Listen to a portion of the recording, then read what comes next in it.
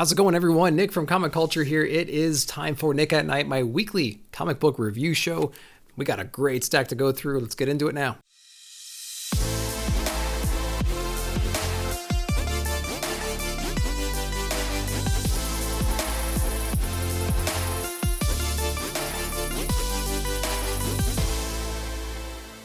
Welcome back, everyone, to Nick at Night, my weekly comic book review show. Non-spoilery, high-level discussion about the books I picked up this past week. Let's get into the big two first. We're going to go over and start in Marvel. We have Ghost Rider issue number 1 from Benjamin Percy. Now, this is an introduction. It's a new number 1. We haven't had a Ghost Rider in quite a long time. In fact, I think one of the last stories I ever read was Donny Cates' Thanos run with Cosmic Ghost Rider. So it's been a minute since we've had some kind of Ghost Rider stuff happening right now. This is more like an issue 0. It doesn't really kick off the process. It doesn't really kick off the story. We don't really have a clear direction of where we're going.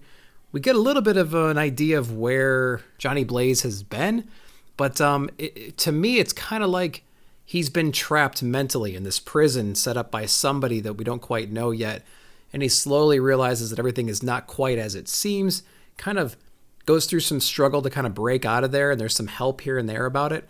But he's basically fighting the inner demons right now, trying to get out of whatever mental state he's in at the moment. And now that he's free, he's going to kind of go on and kick some ass like we all thought it was, like we all know he can. So it's a little bit of like a issue 0 to me. Didn't really do a whole lot to kind of tell us where we're going. That's my only criticism. The art in it is not bad. I do kind of like it. It is lacking here and there. Some of the characterization, some of the facial expressions, some of that stuff is a little bit off. I do like the coloring. I do like the shadowing and the inking that was done in the book, but I feel like the art is just not really my style.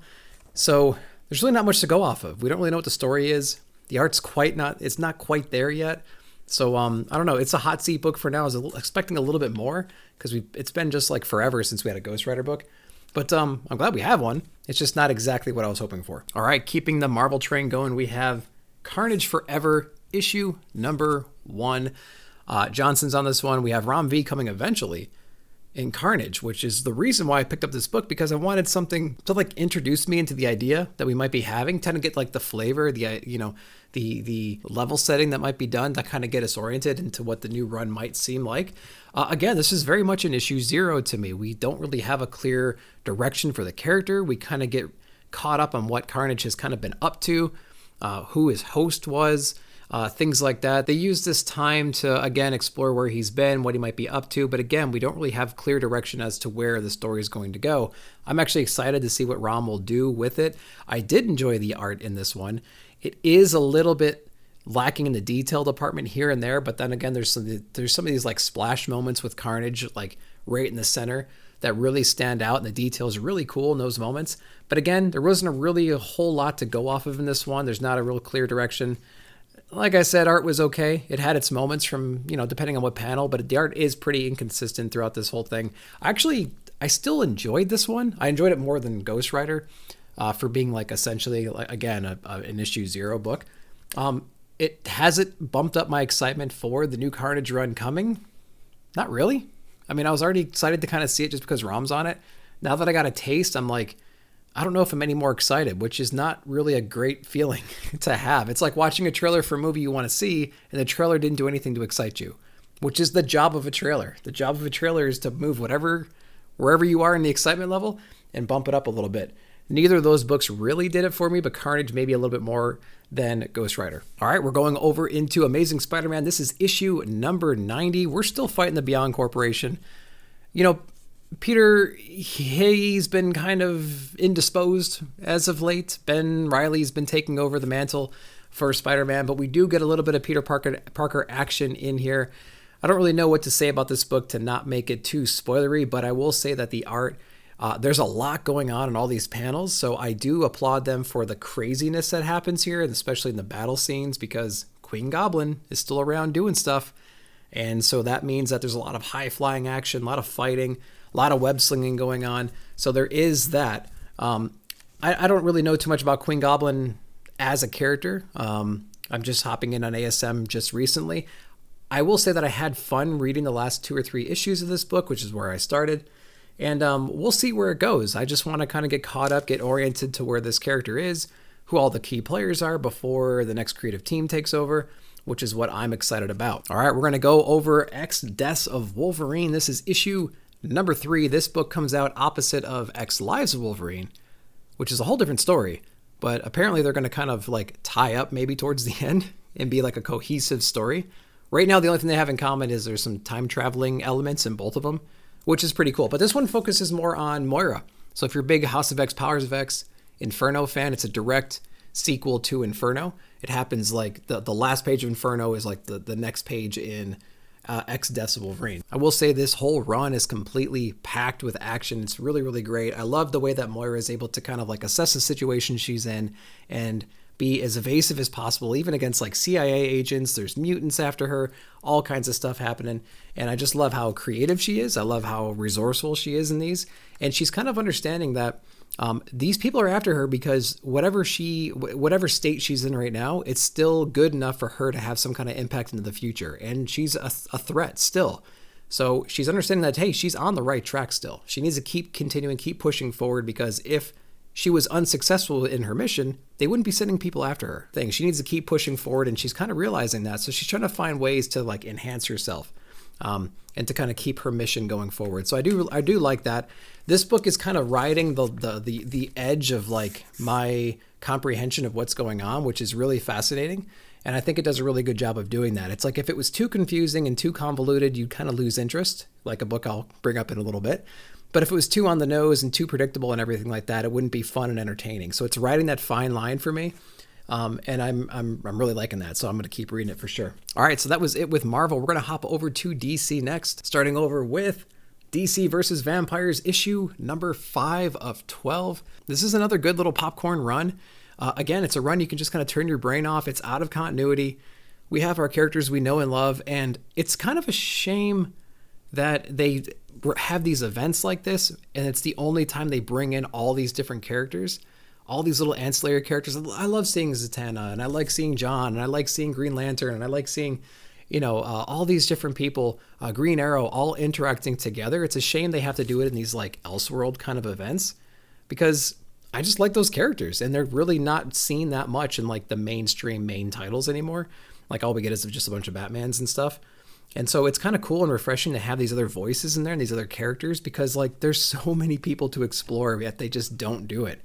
You know what I mean? And so it's kind of a shame. But basically, vampires have taken over the world. They're infiltrating all the different areas. Some of our heroes have turned. Some of the villains have turned. And their goal is just to convert everybody. And so it's really up to all the heroes to kind of figure out who has turned and who hasn't turned. And it's pretty clever, man. They find some pretty interesting ways to like trick each other to gang up on somebody else. And people are kind of ganging up on Batman and Green Arrow, which is probably not a great idea, no matter who you are. And so I've actually really enjoyed this one. It's pretty fun. Again, it's a little popcorn book. I enjoy reading it. I like Deceased as well. And I'm not reading Task Force Z, but I think that this is the more like well-received book of the two, if I'm not mistaken. So I like these ones a lot. There's 12 issues. Tynan and Rosenberg on the writing rather.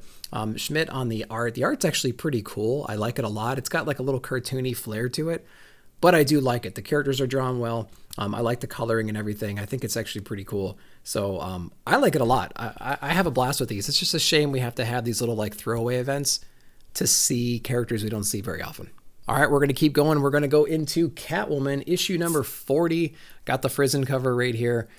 So Tini Howard's not doing a bad job at all with this new Catwoman. So coming off of Ram V's run, it was written in a way and it was positioned in the middle of the big Joker war and all that stuff that was going on in Gotham. But now Catwoman's kind of going back to basics and handling like the mob bosses and things like that. Going back to Gotham, leaving LA Town to the folks that can kind of run that. So she's back in Gotham kind of hanging out. And she's really concerned about all these women that these mob bosses have been like taking advantage of and like using and whatever else. And so she's kind of making her presence felt there, letting her know that, hey, this kind of shit's not right. And so we need to be doing something about that. So it's pretty interesting. She's kind of going back to basics, which I don't mind at all, compared to what we were dealing with over at Gotham and Alley Town and everything back in the Tynan runs and the Ron V runs and things like that. It's kind of refreshing to kind of reset, kind of go back to basics, kind of start at a lower level and build back up towards something. So it's a little bit jarring to go from then to now. But I think it works. And I think it works especially well with, is it Leon on the art? The art is gorgeous in this. If you can just imagine like some of those like high-end like fashion catalogs where they just draw like maybe just like, you know, long coats and dresses and things like that. It reminds me of one of those kind of catalogs. It's really, really well done. The character poses are great in this. The coloring is mostly dark and stuff like that, but I think it's fitting for the kind of book that it is. There are some like neon highlights and things like that here and there. There's great use of silhouettes, and the paneling and the action is great in this book. So Catwoman, again, is kind of infiltrating these different mob bosses, kind of letting them know that she has access to these guys at any moment. So they need to behave because she could be in and out of wherever she needs to be super, super quick. And so she's trying to remind them that, hey, she's everywhere, so don't do anything stupid, right? We do have somebody new that's involved with Catwoman right now, and so she's intrigued by this relationship. This person is very, very talented, very experienced, and wherever they came from. So it's one of those things where, like, Ghostmaker was around, and we didn't really know about it until he came in. This guy is very similar to that. He's like this unknown, dashingly handsome kind of person that just kind of wanders in here, and he's just as capable or more capable than our main heroes. You know, how many more of these people are around? It's pretty interesting to kind of see that. And I kind of like the banter between the two of them. It's intriguing. She's definitely interested. She's kind of obsessed with the guy a little bit here and there, which might lead to some kind of vulnerability later. So we'll see what happens. I'll probably keep reading this one. The art alone is just spectacular. The story is just interesting enough to kind of keep me going with the issue. But yeah, if you do anything else, maybe just buy them for the covers because it's going to make a great collection later. All right, we're going over to, I believe, the last DC book that we read this past week. It is Human Target book number 5. And man, these covers, they just get better and better. Greg Smallwood on the art, it's just great, man. It's absolutely great. There's a lot of good use of pastels. The line work, it's rough, but it's very detailed at the same time. There's this interesting line work that he can do in like the hair and the eyebrows and the facial structure and just the detail in the face. It's like detailed and vague at the same time. It works beautifully, and the coloring, it's just gorgeous. It's absolutely gorgeous. The use of paneling is great. I can't say enough about the art in here. This particular issue is a little bit harder to understand just because they're walking through a scene in real time, but as they're walking through that scene, they're also going back in time, and they're setting up the context for the scene that's happening at the moment, if that makes sense. So there's a couple different timelines happening at once, but basically it's an issue about how our human target, Mr. Chance, can actually build up kind of like a psychic barrier against people trying to infiltrate his mind. In this case, it's Martian Manhunter doing it. And so it's him trying to build up his defenses, trying to understand the concept of like, you know, you might have this one thing in your mind you think is extremely important. You don't want people to know. So you build up the defenses around that particular thing more than the other items. And as the person's kind of entering your mind and pillaging all the other memories, you kind of get anxious about that. So you leap from your main hold to kind of protect what else is going on, and then they infiltrate the idea that you had protected the most. So I do like the kind of breakdown of how that kind of technique works, because I don't feel like we get a lot of that in comics, and we kind of take it for granted. Whenever some kind of like psychic comes into an enemy and they're just like, haha, I'm too strong for you to infiltrate, you should know that. It's like, well, how the hell did you figure that out? Like, how'd you build that defense up, you know? So this kind of book, you know, touches on a theory about how that could be the case, how people can build up this immunity to psychic energy. And so I thought that was pretty cool. This issue here takes a couple of reads to really understand, or maybe it was just me. But I did really, really like it. It adds to the complexity of the story, which I like. I love the art. Human Target's probably one of my favorite DC books out there right now, but this one took a little bit more to comprehend than the previous issues. All right, the next book is from Blue Juice Comics. It's a couple weeks late, but it is Billy the Kid issue number 5. It feels like this is kind of the wrap up of the first arc right here. A quick recap of what Billy the Kid is, though, is basically Billy is like this sickly kit or rabbit. This is an anamorphic reality where like all the animals can talk and things like that. But during like this big, gigantic family reunion dinner kind of thing, this storm comes through, wipes everybody out, except for Billy. It just murders everybody except for him. He's like the lone survivor. And while he's kind of on the mend, he gets this mentor that kind of tells him, hey, dude, that wasn't actually like a storm. That was literally like an evil demon god that came through and just wiped everybody out. And, you know, I can train you, we can get you going, and we can get this guy, we can go seek our revenge because that guy's a son of a bitch and he's just going to keep doing this. The story evolves from there into telling you about these sunslingers, who basically these groups of people who had the ability to kind of channel this power to take on this evil force. And so it was a real good versus evil scenario long time ago, and there's not a whole lot of either side left.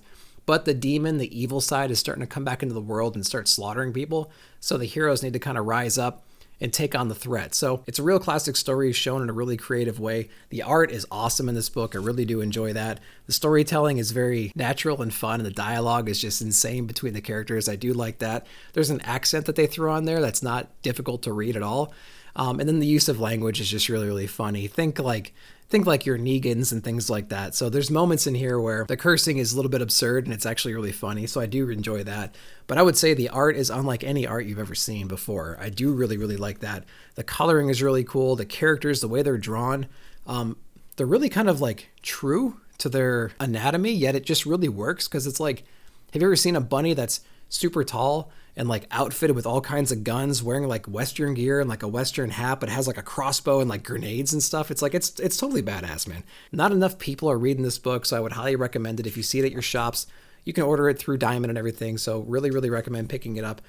This is the first arc. We're gonna keep going on this book for sure. So we're excited to see what comes out next on issue number 6 of Billy the Kid. All right, we're going over into Boom Studios. We have 2 books from Boom Studios. We're going to start with Berserker issue number 7. Got that like chrome foil book right here, just breaking all the lights and cameras in your room right now.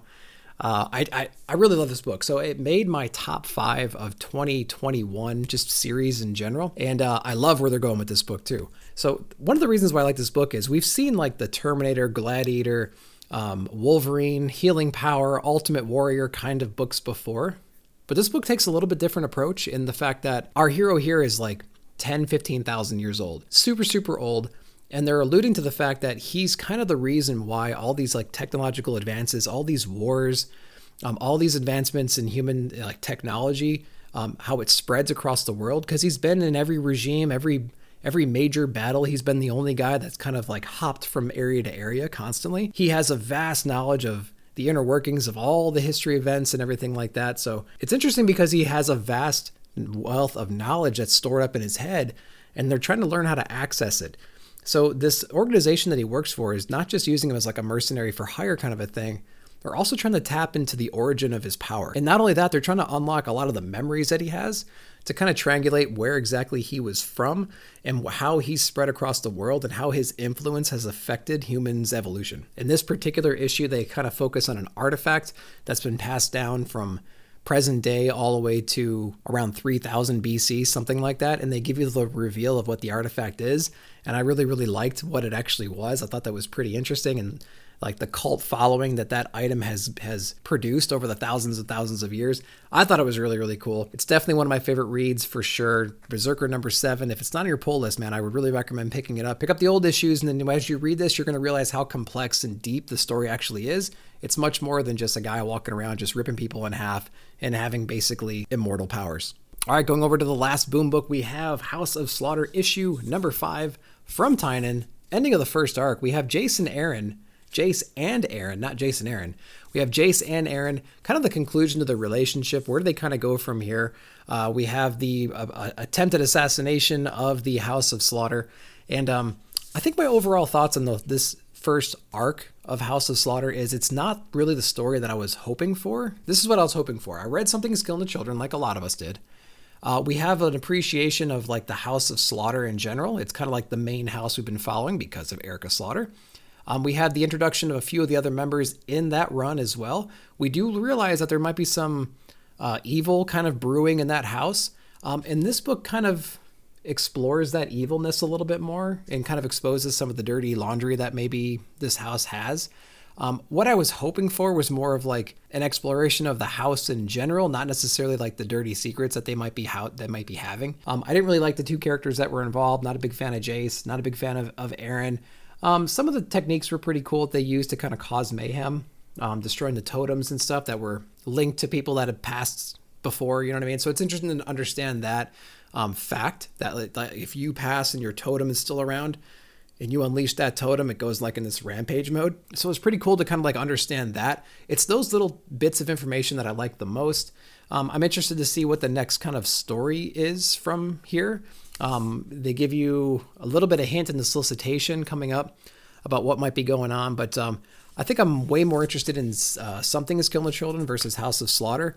But I just wasn't into this particular issue or this run right here. It just wasn't the story that I was hoping for coming out of Something's Killing the Children. So House of Slaughter, not bad. If you really love Something's Killing the Children, you just want to consume everything in this world, I mean, pick it up. But like, I wouldn't expect the same kind of thing. I would expect some of the elements, but I wouldn't expect the same type of storytelling from the first issue. All right, we have a bunch of independent books still to go. We're going into Image Comics right now, Department of Truth. This is what issue is this? Issue number 16. This is your psychedelic acid trip issue. This is Lee kind of getting dosed and kind of tripping when he's with the red dress girl in a way.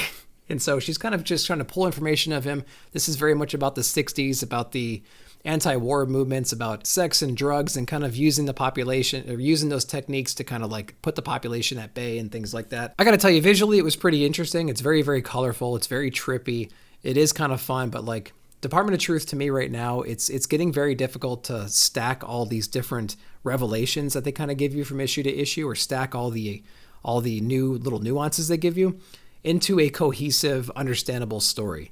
I feel like if they took the simplicity of issue 1, which is when they introduced the idea of this whole thing, and kind of kept it at that level of complexity throughout the rest of the run, it may be easier to ingest and kind of settle on what the actual issue was about. But like, I feel like I'm at the point now where I'm reading these books and I really can't stack all the knowledge on top of each other. I can't process all the things that they want me to process right now. So I'm just reading this. I read issues sometimes and I'm just like, okay, I feel nothing. I feel like I've read a bunch of dialogue between a bunch of different characters and they seem to have an idea what they're even talking about. I feel like there's like a level of complexity that I just don't understand. And so this book is kind of a little bit hard to digest for me right now. So it's kind of on the hot seat in a way, but I'll figure it out. What I might do for the next subsequent issues. It's a pretty cool concept. I do like that, but man, it feels like it's complex for the sake of being complex. And I'm still trying to figure out how to just process that. Let me know down below how you guys feel about the Department of Truth. Are you able to kind of follow every single issue and pile on all these different things on top of each other and it makes a cohesive story? I don't know if it's just me. All right, we're going to hop over to Saga. This is issue number 56. Brian K. Vaughan, Fiona Staples on the art. Oh my gosh. This is just a great, great, great read. If you've read the other ones, they've somehow managed to keep the excitement, keep the feel, keep the emotion from the first 55 issues, rolling it in, or 54 issues, rolling it into 55 after a 2 or 3 year break, and then continue it in issue 56. This is a Saga issue all day.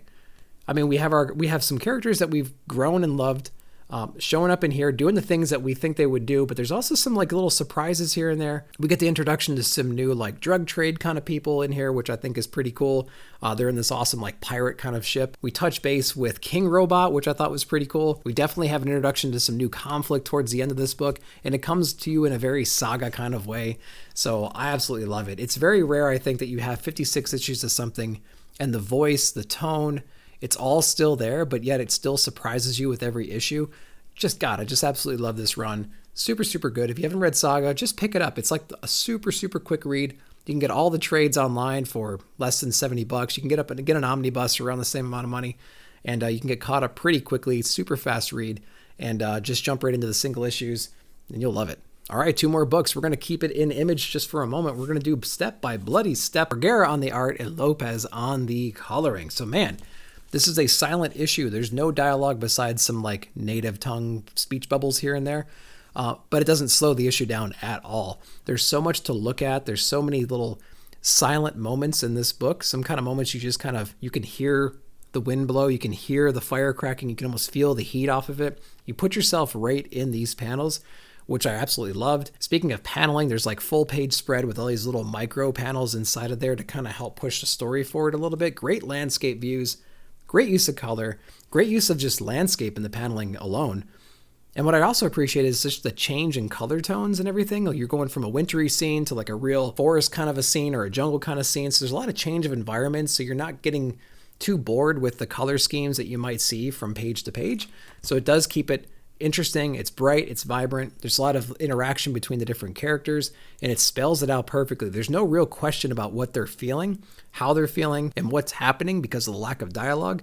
The story is completely told through the art, And it's done in just a really, really creative way. So I'd absolutely love that. There's some stuff that happens towards the end that's just a tad confusing, but I'm sure it's all going to get ironed out in the subsequent issues. I'm actually interested to know, is there going to be dialogue at all in this thing? Why go through the trouble and the effort of making the whole first issue without dialogue just to introduce it in the second issue? I'm not entirely sure. Maybe they're going to have some characters meet and then there's going to be dialogue that comes out of that.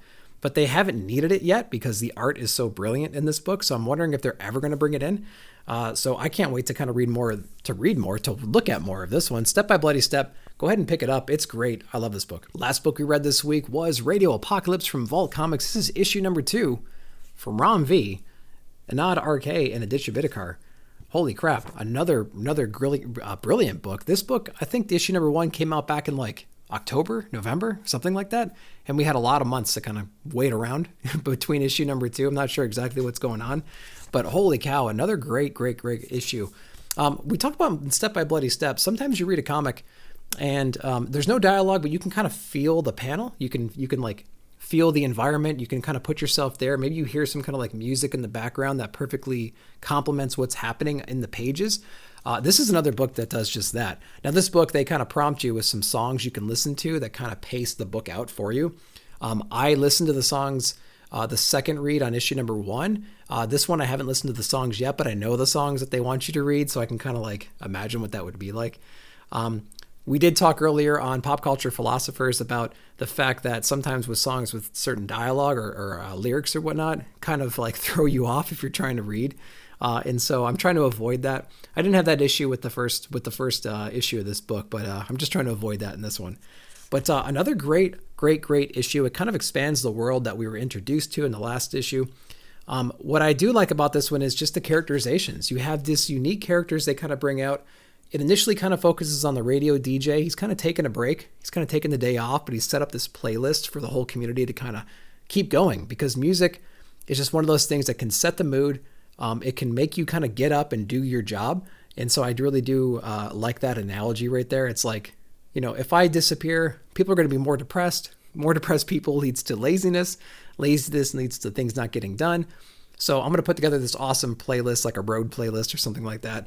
And you guys can keep being productive and whatnot. So that was kind of cool. I like that little analogy in there. And they did a really cool job of introducing some new characters in here, kind of reorienting you to the threat that's outside.